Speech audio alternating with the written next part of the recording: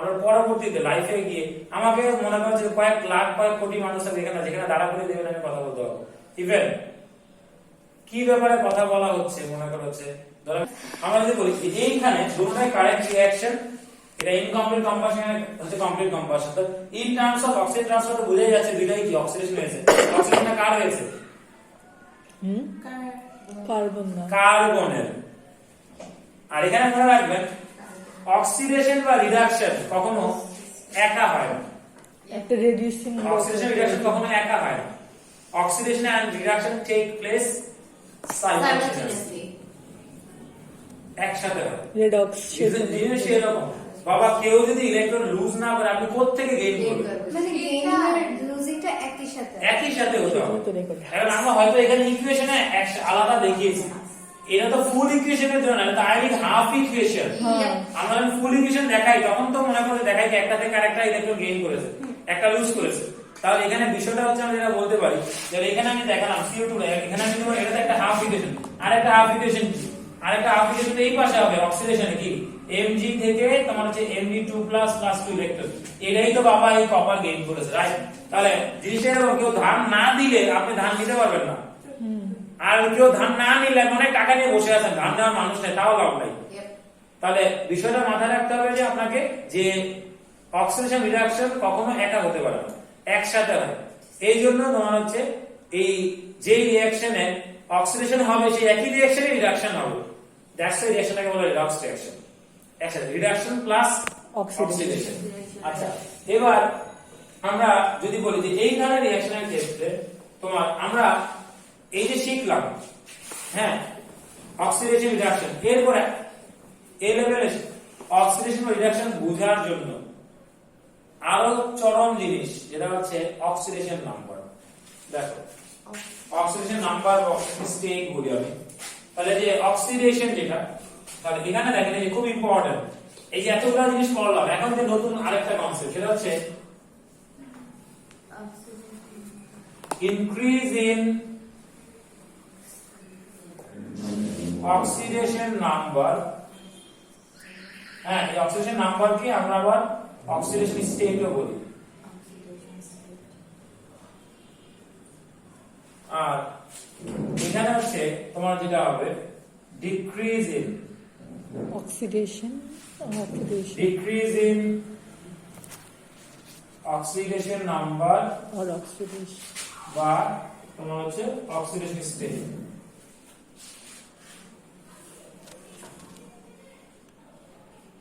বাজে কথা।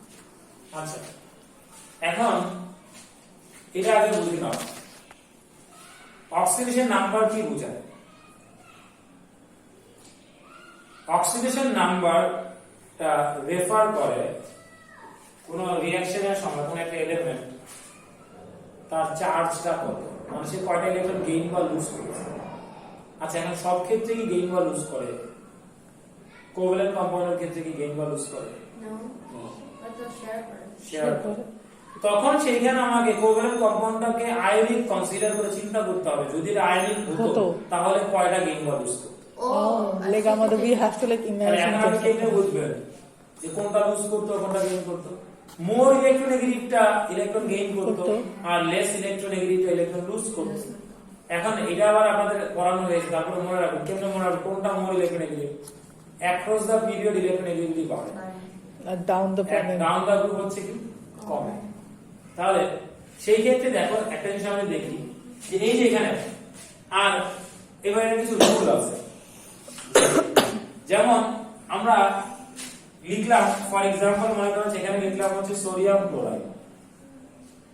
দেখো সোডিয়াম ক্লোরাইড এখানে অনেকগুলো পাশাপাশি লিখি, তোমার হচ্ছে অক্সিডেশন নাম্বার বা স্টেট বোঝার জন্য সোডিয়াম ক্লোরাইড লিখলাম।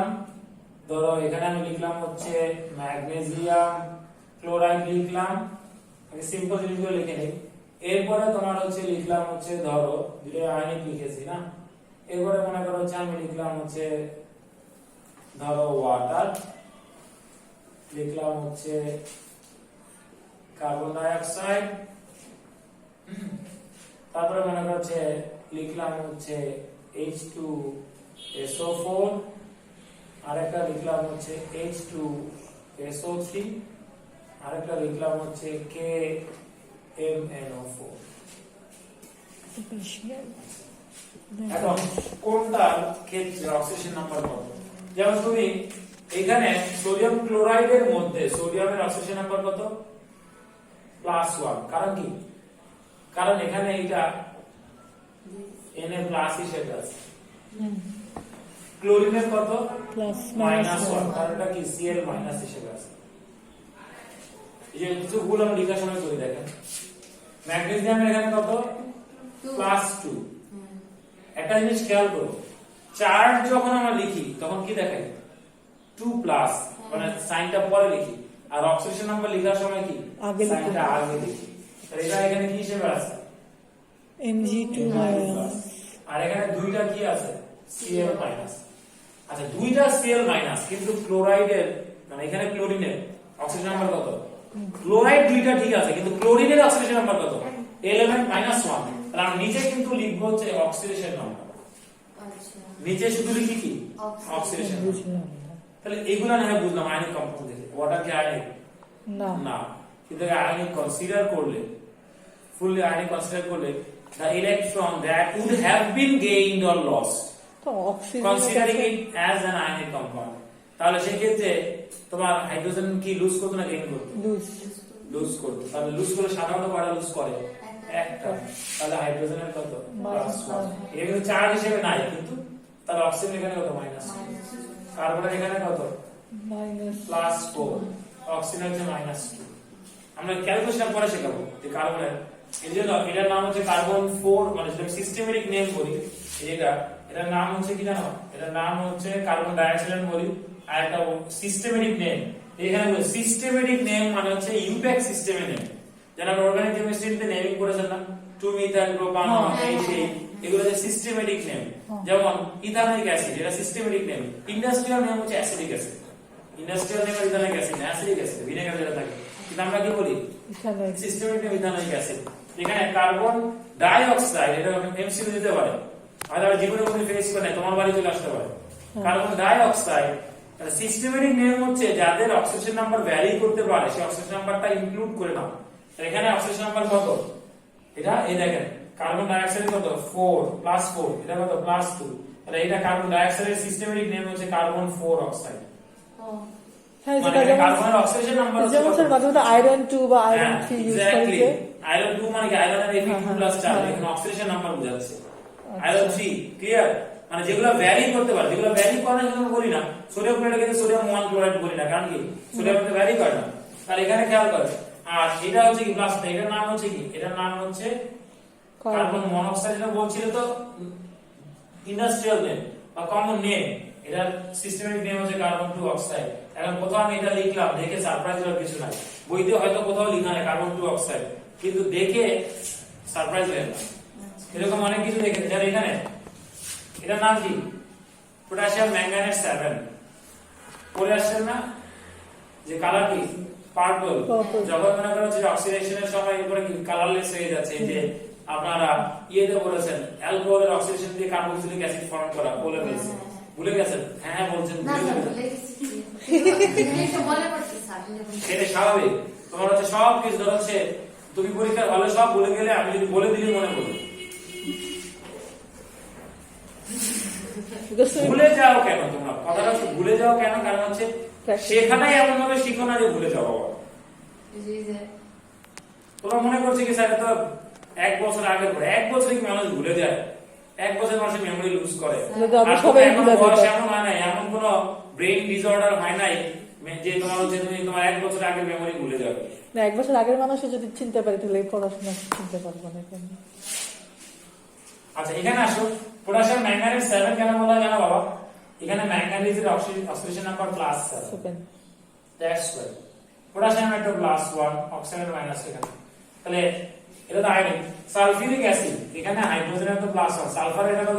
+6, অক্সিজেন তো -2। এখানে হাইড্রোজেনের +1, সালফার এখানে +4। স্যার এখানে কি এই অক্সিডেশন নাম্বার যেটা সবচেয়ে বড় সেইটাই কি লেখা হয় নামের মধ্যে? না, অক্সিজেন নাম্বার সবচেয়ে বড় সেটা লেখা হয় না। নামের মধ্যে লেখা যাদের অক্সিডেশন নাম্বারটা ভ্যারি করে তাদেরটা মেনশন করছে। যেমন যেটা যেমন এখানে সাধারণত হাইড্রোজেন অক্সিডেশন সাধারণত ভ্যারি করে না, ভ্যারিটা করে না সালফার। সালফারের অক্সিডেশন নাম্বার 2 হয়, 4 হয়, 6 হয়। দেখা কেমন এখানে কত হয়েছে? সালফার অক্সিডেশন নাম্বার 6, এখানে হলো 4। আরেকটা एग्जांपल দেখেন, এটা H2SO, যেমন হাইড্রোজেন সালফাইড, এখানে সালফারের অক্সিডেশন নাম্বার হচ্ছে -2,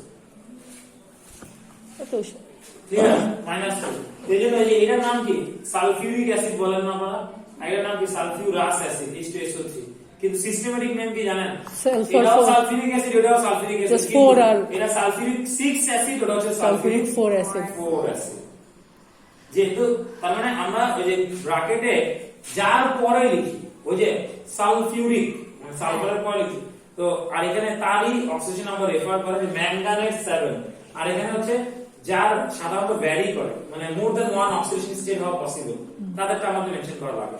আচ্ছা, এখন এই ক্ষেত্রে কেমনে প্লাস্টিক 4 আসলে এটা ক্যালকুলেশন শেখাবো, কিন্তু ব্যাপারটা কি বুঝতে পারছেন? তাহলে যে এখানে কিন্তু মনে করছে এটা কি কোভ্যালেন্ট, কিন্তু কোভ্যালেন্ট তার মানে এখানে চার্জ নাই, কিন্তু তার মানে চিন্তা করো যদি আয়নিক হতো তাহলে কার চার্জ কত হতো? যেমন এখানে দেখেন, এই যে তোমার আমি যদি রিডক্সের, যদিও এখানে অত তোমার হচ্ছে ডিটেইল তোমার হচ্ছে রিডক্সের ব্যাপারে কিছু বলে নাই, চার্জ যেটা বা যদি আয়নিক হতো তাহলে সেই ক্ষেত্রে চার্জ যত হতো যদি কোভ্যালেন্ট হয় সেই ক্ষেত্রে, তো সেটাই হচ্ছে কি তার অক্সিডেশন নাম্বার। তাহলে এখানে খেয়াল করো অক্সিডেশন নাম্বার, এরপর আসলে আমি যাবো কিভাবে বের করবো। অক্সিডেশন নাম্বার, অক্সিডেশন স্টেট যদি ইনক্রিজ করে তাহলে অক্সিডেশন, যদি ডিক্রিজ করে আর ডিক্রিজ করলে রিডাকশন। এখন দেখো অক্সিডেশন নাম্বার ইনক্রিজ করা মানে কি? প্লাসের দিকে যাওয়া। কিসের দিকে যাওয়া? প্লাসের। আর চার্জ প্লাসের দিকে যাওয়া মানেটা কি? অবভিয়াসলি ইলেকট্রন লুজ করা, ইলেকট্রন লুজ করা। যেমন মনে করো সাপোজ ফর एग्जांपल এখান থেকে খেয়াল করো যে তোমার হচ্ছে Fe2+ ছিল, এখান থেকে তোমার হচ্ছে Fe3+ হয়েছে, তাহলে ইলেকট্রন লুজ করার পরে তো হয়েছে, এটার অক্সিডেশন নাম্বার প্লাস, এর অক্সিডেশন নাম্বার কি প্লাস, তাহলে অক্সিডেশন নাম্বার এখানে ইনক্রিজ করেছে না ডিক্রিজ করেছে? ডিক্রিজ করেছে। তাহলে এখন দেখো ইনক্রিজ করতে গিয়ে সেই ইলেকট্রন গেইন করেছে না লুজ করেছে? লুজ করেছে। তাহলে ক্লিয়ার জিনিসটা, যে অক্সিডেশন নাম্বার ইনক্রিজ করা, অক্সিডেশন নাম্বার ইনক্রিজ করা, অক্সিডেশন স্টেট ইনক্রিজ করা মানে অক্সিডেশন, কারণ এটা হওয়া মানে তাকে ইলেকট্রন লুজ করতে হয়। আর অক্সিডেশন নাম্বার ডিক্রিজ করা মানে কি? রিডাকশন। এটা হওয়া মানে তাকে ইলেকট্রন কি করতে হয়? গেইন। পজিটিভ থেকে নেগেটিভ এর দিকে যাওয়া, বা ধরো সোজা করে নেগেটিভ এর দিকে যাওয়া, বা পজিটিভনেস কমে যাওয়া মানে ইলেকট্রন গেইন করা, সেই ক্ষেত্রে তোমার রিডাকশন। এবার বুঝতে পেরেছেন? জি। এবার চলে আসি আমরা তোমার হচ্ছে অক্সিডেশন, রিডাকশন, তোমার হচ্ছে আমরা গেইন লুজ করা তো বলছি, যে আরেকজনকে অক্সিডাইজ করে তার মধ্যে অক্সিজেন ট্রান্সফার করে, তার মধ্যে অক্সিজেন ট্রান্সফার করে দিয়েছে না?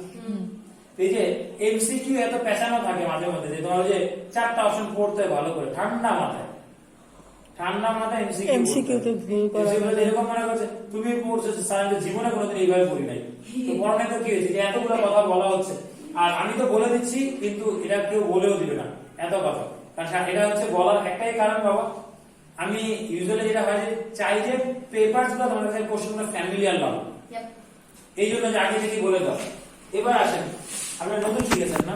হ্যাঁ, নতুন প্র্যাকটিস মানে আগে তো এটা যে ইয়াপ নো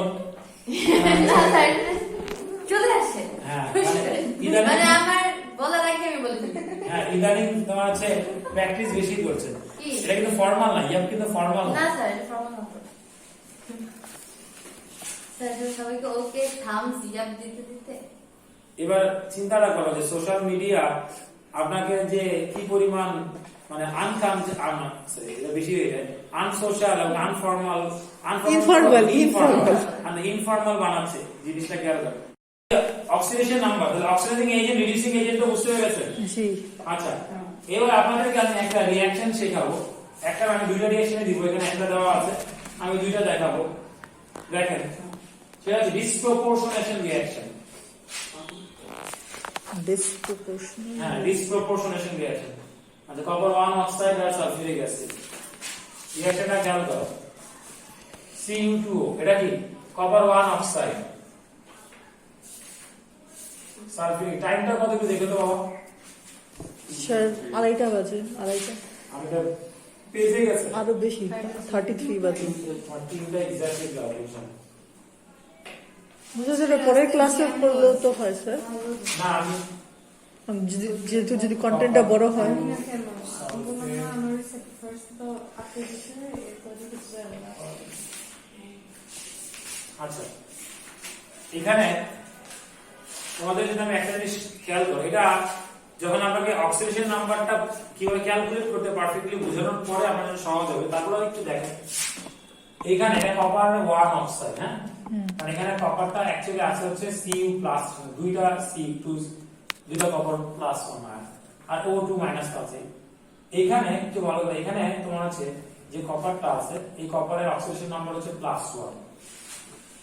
এখানে যে কপার আছে তার অক্সিডেশন নাম্বার কপার 2 সালফেট +2 আর এখানে তো কোনো চার্জ নাই, এলিমেন্ট হিসেবে আছে ঠিক না, কপার 0। তাহলে একটু ভালো করে খেয়াল করো, আপনারা যদি দেখেন এখানে আমি যদি দেখি এই কপার অক্সিডেশন নাম্বার কপারের +1 থেকে এখানে কত হয়েছে +2, তাহলে অক্সিডেশন নাম্বারের ইনক্রিজটা কি অক্সিডাইজড অক্সিডেশন। আবার এখানে +1 থেকে 0 হয়েছে, তাহলে এটা কি রিডাকশন। একটু ভালো করে খেয়াল করে দেখেন তো একই রিঅ্যাকশনের মধ্যে একই সাবস্টেন্স অক্সিডাইজড হয়েছে আবার কি হয়েছে রিডাকশন হয়েছে। রিডিউসড হয়েছে। এই রিঅ্যাকশনগুলোকে বলা হয় ডিসপ্রপোর্শনেশন রিঅ্যাকশন। এই টার্মটা মাথায় রাখবেন, প্রপোর্শনাল রিঅ্যাকশন। disproportionation reaction.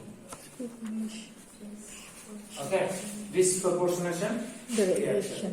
যে রিঅ্যাকশনে একই সাবস্টেন্স, দেখো একই সাবস্টেন্স অক্সিডাইজড হয়েছে আবার কি হয়েছে রিডিউসড হয়েছে। এবং আরেকটা রিঅ্যাকশন আমি দেখাই, আরেকটা রিঅ্যাকশন দেখাই, এখানে দেখেন এটা কি হাইড্রোজেন পারঅক্সাইড, মনে আছে H2O প্লাস কি O2। এখানে দেখো তুমি যদি খেয়াল করো হাইড্রোজেন পারঅক্সাইডের মধ্যে এই জায়গাতে হাইড্রোজেনের +1, এখানে অক্সিজেনের তোমার হচ্ছে অলওয়েজ অক্সিজেন নাম্বার -2, অক্সিজেনের অলওয়েজ